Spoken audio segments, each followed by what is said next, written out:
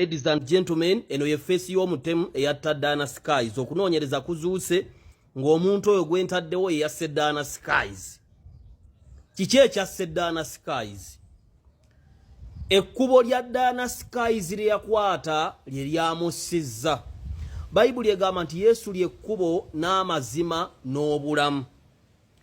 Omuntu asalawo n'akwata ekkubo. Kyovula ffe tuwakanya bannaffe abasiraamu abagamba nti buli kimu Katonda yageze. Allah bw'atyo bwe yateekateeka. Katonda atonda omuntu n'amuwa omutima ogulondawo ky'ayagala. Kati bw'olondawo ky'oyagala Katonda buli kimu ekibeerawo yakiganya. Naye kitegeereza nti byekibaddewo abeera akyagadde. Dana Skies atuvudde ku maaso myaka emito. Saasira famire ye, saasira mikwano gye, saasira abooluganda abako n'ab'emikwano kubanga munnanga atuvudde ku maaso. Neno pati ey'omwoyo gye njogerera kubanga nze ndi musajja mulokole nakkiriza Kristo omunnazaaleesi omwana Katonda omulamu ayina obuyinza kufa n'amagombe era nkuŋŋaanira ku kkanisa ya Voice of Giruga Volunteers of Salvation Outreach Musumba Sala Mikisa ye pastor wange yagamba talina muntu gw'asumba agenda mu geyeena. Waliwo abagamba mu Allah amusonyiwe ebyamusobako obwo bwe bulimba bwenjagala osooka okujjawo. Allah takusonyiwa byakusobako ng'abalala be bakyogera ekyo gw'alina okukyeyogerera ng'okyali mulamu. Emyaka gy'oweebwa ku nsi olina eddembe okukola by'oyagala byonna era omumwa guli gy'oli kubanga omuntu akkiriza namuti awulira nakkiriza n'ayatula n'akamwa ke n'aweebwa obutuukirivu. Bwe tuba tuweebwa obutuukirivu tusooka kwenenya. Bw'oba ogenda okwebaka bw'oba otambula okuva ewaka ekkanisa ekuli okumpi omulokole akuyitako ng'oba owulira enjiri n'omuvuma n'omusiga n'obusajja buli tebutegerekeka n'ovuma abalokole n'ovuma Bayibuli ne Bayibuli ogiina mu ssimu ne mungi togisoma kasita gumala okuggwamu bwe guti. Naye baleeta Omukatuliki ava e Roma, naye baleeta Nabbi Muhammad sallallahu wasallama, naye baleeta Faaza Ngobya, naye baleeta nnyoko ne yeegayirira. Ebyo Abukatuliki bwe bwatulimba mbu bannange n'ekitangaala eky'olubeera kimwakira tebenge aye tebiriyo. Omuntu Bayibuli egamba nti emmeeme eyonoona yeerifa. Gwe nga bwe weeraba yourself nga nze bw'ondaba.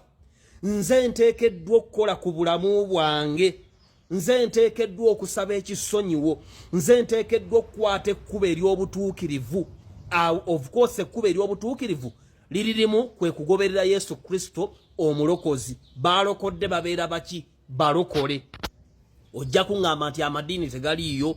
Amadiini mazima ag'ekitundu ate ng'amazima ag'ekitundu bulijjo bwe bulimba obujjudde. Amadiini gatugamba mazima ag'ekitundu. Ekyokulabirako bwe twali mu Katuliki batugamba nti Katonda kye yatondera ffenna mu katikisimu nga tusoma mu gigi kwe kumumanya n'okumwagala n'okumuweereza ku nsi n'okumutenda emirembe gyonna mu ggulu. Naye ng'ebyo abikugamba yasuze mu ssabo. Kitegeeza byayogera bituufu naye tabikola. Kati statement eyo esigalawo Katonda kye yatutondera ffenna kye ki? Katonda kye yatondera ffenna kwe kumumanya n'okumwagala n'okumuweereza ku nsi n'okumutenda emirembe gyonna mu ggulu. But unfortunately bwe weetegereza ebikolwa byaffe ffenna mostly omulembe gw'abavubuka omuto oguliwo ekkubo lyaffe tukwata mu geyeena. Lwaki? Tugwa mu kyawandiikibwa ky'Abagalatiya 5:19 ebikolwa by'omubiri bye bino: okuvuma, okuwemula, okubba, okwekyawa, obwenzi, ebisiyaga, okunama, okwekyusakyusa endabika. Kufaani aweereza Katonda. Dana Skies abadde akola omulimu ogwamutonderwa ku nsi kuba buli muntu eyatonderwa ku nsi ayina kye yajja okukolera Katonda. Ng'era olunaku lwaggwamu omukka awaayo ekitabo eri Katonda n'awaayo accountability. Katonda ya accountant asinga buli kyokola, buli kyolowooza, buli siteepu yo, buli kyodda, buli nsaasaanyeyo, buli byoyagala okuluubirira, buli kiruubirira akiyina wano mu ngalo ze bw'ati. Emigga egisooka kwe kutuuka mu maaso ga Katonda ng'oli mwana muto n'akubuuza Dana Skies ononye ekingo gisa oli mwana muto kubanga nze ku nteekateeka zange okusinda ku wiiru yange nali nteeseteese ofiire ku myaka 8. Lwaki ozze ku 24 gy'emigga egisooka? Kitegeeza omuntu akwata ekkubo effu n'afiira mu kkubo eryo. Munnaddiini n'atugamba nti Katonda bwageze. Nedda, Katonda si bwageze era Katonda tayagala nko muntu kufiira mu kibi. agala abantu bonna benenye ate batuukire mu kutegeera ddala amazima nti omwana we Yesu Kristo lyekkubo ge mazima era bwe bulamu. Era ayagala abantu emyaka gyabwe gituukirire. Bw'osoma ku Aburahamu n'osoma ku Jacobo n'osoma ku Yosefu, Bayibuli egamba nti emyaka gyabwe ne bakaddiwa bulungi ne batuukira emyaka gyabwe ne gituukirira. Katonda ayina by'ayina wano ku ngalo ku ggwe. Kati ojja fiira ku myaka 26 nga bakubidde essasi mu kwekalakaasa kwa Nuupu. Bakubuuze wabadde ono nayo ki? Omuntu ekkubo lyakwata gye bayita worship. Kubanga omuntu omutamiivu alina ekkubo lye. Taggwebwako macupa ga mwenge munju, omunyi w'enjaga taggwebwako firita, taggwebwako kayaga, omunyi wa segereti bw'atyo. Ne malaaya ng'ava ewaka abamu n'empale ey'okukyusa, abamu n'olugoye olwokubiri, aba n'akasimu akatono nga mikisimu zitufa ne bw'atugamba. Kitegeeza lyekkubo lye. Kati sinasikayizi simanyi bulamu bwe, simanyi na kye yasembeyo okugamba Katonda. Lwaki nninda okwenenyeza Katonda mu kisaawe esembayo? Amaze emirimo gye shinasikayasi dayanasikayasi budde danasikayi agenze. Abajega ne bajja bagamba nti rest in peace. Nedda baaba nti Allah musonyiwe byamusoma. Nedda baaba, nedda. Obudde leero bw'oweereddwa obudde okukkiriza Kristo, okulokoka, ekkanisa mpitirivu. Obukatuliki gye buli, n'obusiraamu gye buli, n'oprotestante gye buli. Eyo baatulimba ne batukonya nga Setaani speed kwaddukira, eddiini si kweddukira. Kye twafa tujja mu Kristo ne tulokoka. Ate bwe tulokoka nawe waliwo challenge. Abamu abasumba babbi, abamu bayaaye, naffe tukyalina ebikyatukutte. Naye buli kaseera tulwana ng'abantu abafuba okulwanirira obutuukirivu, kubanga nange abagamba ono nkyalina bye nkyalwana nabyo. Naye kugamba kino ekigambo ffenna tulifo ojja kunsankulayini y'eggulu. Baganda bange waliyo eggulu n'eggeyeena. Waliyo eggulu n'eggeyeena. Yesu agamba nti olunaku olwo alibaga nti muve wendi mu abajeemu, kubanga mwagaana okumpeereza. Najja ndi muyala ne mutampa kyakulya, mwagaana okunsinza, mwagamba kitange eti mwagala nga mwogera byakumwa, mugende wali okukaaba ne wali omuliro oguzitazikira n'enkoomi enyooka emirembe n'emirembe. Baganda bange, ebyokukola ku nsi tebiriggwa. Bw'okebera WhatsApp ya Diana Skies abadde ayina pulogulaamu, abadde ayina gw'alina okuwaako eno wiiki, abadde ayina gwe yasindikidde ekifaananyi ng'ali mu kapale kokka, abadde ayina pulogulaamu nga balina bikini party, abadde balinayo birthday, abadde ayina gy'alina okugenda bamukole BBL bamuzigeza akabina, abadde ayina gy'alina okugenda bamukole enjala. Byakomyawo, tewali kyongerwako. Obukatuliki bwatulimba mu Bikira Maria ajja mu puliga, tewali puligatori. Wali eggolo ne geyeena. Either obeera mwana wa ggulu oba obeera mwana wa geyeena. Ffenna Katonda atuwa ekisa, kubanga okulokoka kisa si maanyi gaffe na magezi gaffe. Nze obulokozi bunkuumye, mumpe mudde munvumye buli kimu, nenze ndi wa Katonda era Katonda ali nsaasira. Olwa bino bye mbagamba, tunuulira social media bwetambula, tunuulira ekkubo lye twakwata. Social media violating omwana wa Yakobo ow'okubiri gwe bayita Simeoni, kubanga Yakobo yazaala abaana 12, n'azaala Lauben, Simeoni, Levi, Juda n'okwambuka. Kati Levi kwe kuwulira, ate buli lwe tuwulira tulaba. Kati ebirabwa n'ebiwulira byonna byonoona obwongo bwaffe. Oba oli awo senga asidi ng'atumbudde ne hamu ddala ekiro, oba oli awo n'ogendako ewa pengepenge n'awemmula n'agamba ono bamulya mu kabina, ono bamukola bwe bati, ono bamugira mwana n'agira n'oseka, n'odduka ewa Lumbuye, n'odduka ewa Kyagulanyi, n'odduka ewa Babbi, n'ova n'ogenda ewa mulya nnyama n'ennammeere, n'ogendako Bizonto, n'ogendako ewa Kasuku n'asinika ebinyo ne Zubeida ne basinika, n'ogendako ewa Shalom amaviiri gamuliga. N'omalako olunaku tosomye Bayibuli, togabye, tosabye, teweenenyezza, ne ku Sande enjiri owulira Pastor Tom ku radio. Egyo emiggo egijja okukubwa muganda wange. Waliyo emiggo muganda wange. Katonda ajja kubuuza obadde okola ki? Obadde obudde bwe nakuwa bokozesa ki? Muganda wange Yesu ajja kuyimirira mu maaso go. Olowooze nti bulijjo bw'oyita ku bukubo nga babuulira enjiri, bulijjo obusajja bw'oyitako nga bubuulira enjiri awo ekibuye, n'olowooza nti busiru, ojja kulaba nga buyimiridde ne Katonda nga bwambadde engoye ezinekaanekana. Kebera WhatsApp yo. Baani b'osindikira message, nange nkebere yange njogera biki ku WhatsApp. Bikkula WhatsApp yeeyo, bikkula Facebook yo, bikkula TikTok yo.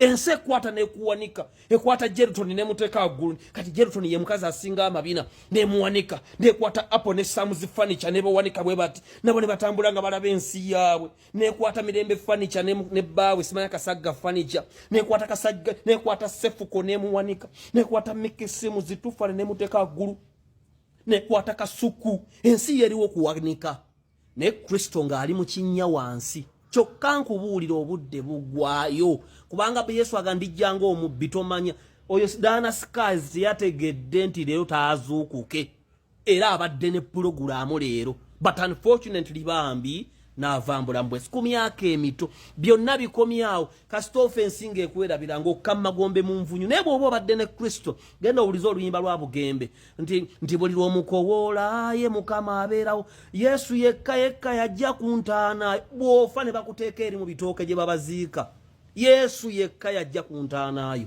bw'oba obadde omuweereza abaalokoka ne tukkiriza Kristo twoze ebyambalo byaffe mu musaayi gwa Yesu twenenye gendo osome Revelations chapter 1 chapter 2 olabe kanisa gye bazigama nga ndokole naye nga zikola ebitalina maki fena tugenda akebe abatalokanga mudduke muviira amadini nali mu Katoliko basinga waliwo abaali abasiraamu nga musumba wange n'abantu bangi abaali abasamize abaali abasiraamu abaali abaprotestant abaali abasemetiste ne bakyukira Katonda ne bamunoonya ne bamusinza okusinza era lifestyle n'okwebaka nga tonaabyo oba osinza Setaani n'okwebaka nga toyaze buliri n'okwebaka mu nju enkyafu n'okunyikanika ne zimala mu nju awe ennaku 5 tonnazooza obonna bukyafu obonna butali butuukirivu omuntu agayaala okunyanika ze tajja kusoma Bayibuli omuntu ateemwedde enkwawa zijjudde wansi wajjudde teoddiza kunaaba empatanya z'akabina zonna obonna butali butuukirivu kubanga omuntu ateerongoosa anaasoma atya Bayibuli anaagaba atya anajjukira atya okusaba nga agenda okwebaka n'olwekyo ekkubo ffenna lye twakwata erya social media eryokwevuma eryokwewaayiriza eryokwewemula eryokulengeza abakulembeze nosanga omuntu ng'avuma Muzeeyi Museveni nosanga omwana omuto ng'avuma Muzeeyi Mama Janet nosanga omuntu ng'avuma kati nammere wamulabe avuma Mulyanyama wa Nuupu ne musajja mukulu nze siwagira kuvuma Mulyanyama namyalo omukazi omukulu nadda kuli okuwemula omukazi jjajja omusiru n'awemula abantu emisana ttuku n'ayimira ne yeebajjula oyo ng'abeera Nazaalawo gundi avumye gundi Luwirati avumye gundi ne aba ne bajagalala ne bafuuka bakatonda buli kyokola penge ng'akicekinga penge acekinga ki oyo feri yali ebweru w'eggwanga acekinga ki abe bandiza wano okutugirako Museveni bali eyo beegoleka obulamu bw'abakwata tunuulire bigenda maaso mu nsi ekkubo omuntu lyakwata akalunga kagenda okugwa walabye abantu bannabyabufuzi obulimba mugoberera bannabyabufuzi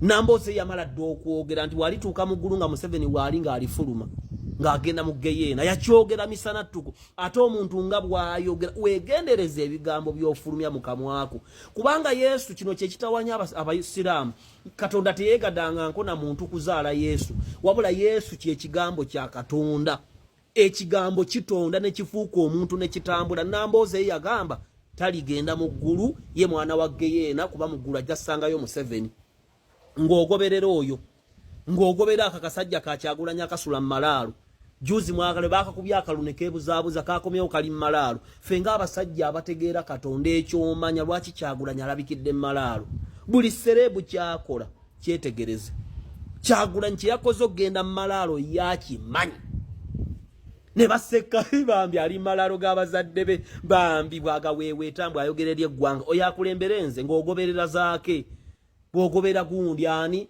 ng'ogobera Stella Nyanzi Kakwenza bemugobe alumbuye yeekolera yayogedde Umaru Kiseka ayogedde Yesu yayogedde mu bulamu bwo waliwo ate abalokola abasinza abasumba baabwe Pastor Tom banne Papa Tom banne Papa Sara banne Papa Bujingo banne Papa waliwo abafanalu banne Papa Rubega nedda baweereza ba Katonda be yafukako amafuta okutwala abantu be mu ggulu wabula si ba Katonda kubanga nabo balina bye balwana nabyo ate nabo baliyimira mu maaso ga Katonda okusinzira ku buvunaanyizibwa bwaweebwa abalokole mulina olutijjo n'obusamizi obwo bwava mu Katuliki w'okusinza Biikira Maria ne Yuda Taddeyo era tuyogera ku pastor wange nze Pastor Sara oba oyagala muvume sikuwa magezi kutyoboola mukyala wa Katonda naye ate simufuula Katonda nti bweyogera ku Pastor Sara antabuka ate bweyogera ku Yesu tewali atabuka ate bogera ku musumba woli ngoli atabuka nza usituukawo fena tuli baweereza tunoonya Katonda musumba Sala munonya nange munoonya Pastor Asha akabira Katonda nange mukabira Pastor Victor Bwato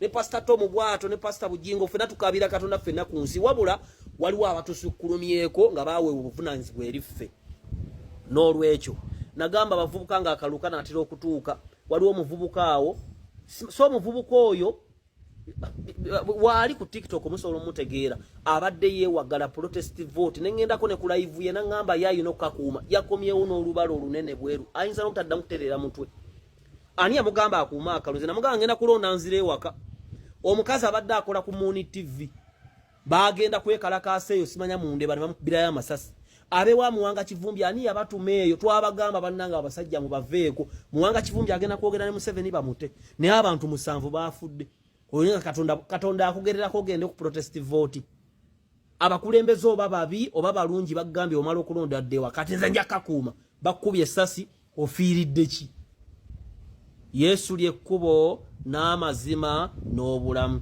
ebigambo ebikola kunze naawe ne ku musumba Sala bikola kuba naye muntu fenna tunoonyeza mu Katonda ebya rest in peace tebiriyo mukwano gwa Kalisa Stuart owampenko ni kombucha nempenko ni basop nkulamusiza nze nva mu ghetto structure wafande meja Emma Kutesa mama Jenny Barechye wamu n'omukyala omwami afande Damulira mukwano gwanga kankwasa Barirega ate ne mukwano gwanga Hamis Kigundu mwebale nnyo Katonda akuwe ekisa olokoke oyatula obulokozi ogende ku kanisa ekuli okumpi gwe yalokoka leka mu amaanyi kubanga obwakabaka buwaganyizibwa na kifuba n'ababunyaga babunyaga na maanyi naye muganda waffe Diana Skies ayafudde tusaasira nnyo ab'eŋŋanda kiba kituweerera ekyokuyiga nti Isima yakwata ekkubo ly'okuvuma abantu mu kkubo eryo gye yasanga essasi tojajinga waliwo abalina obuyinza okujajinga